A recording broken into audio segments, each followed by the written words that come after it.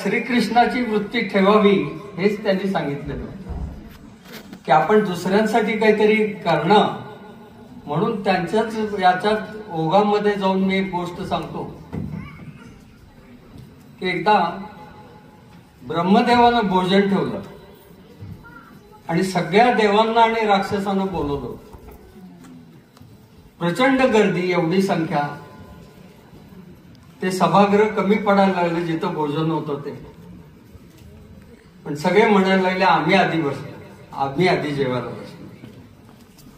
त्यावेळेला मला आनंद झाला, पुलंना लेख द्यायचंय म्हटलं आणि पुजारी सरांवरचा लेख घेऊन मी ते केसरीचे अंक घेऊन येऊन उभा होतो. त्यांनी खुणवलं दे, मी दिलं त्यांना. तर ते पुजारी सरांचा 70वा वाढदिवस आहे, पण माझ्याकडे त्यांनी फोटो दिला होता लेख छापायला, त्याच्यात 40ला दिला होता फोटो. ही प्रवृत्ती असती माणसाची, जर तरुणपणीचाच केसपीस असतानाचा बरा वाटतो.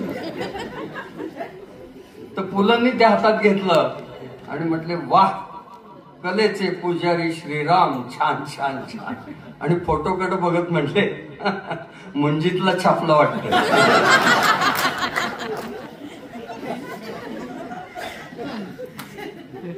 जे तेवढ्याच मजा आहेत ती सगळी. आणि त्याच्यानंतर समारंभ सभागृहातलं झाल्यावर मला म्हणले आम्ही जुने मित्र जमले, झाडाखाली खुर्च्या टाका.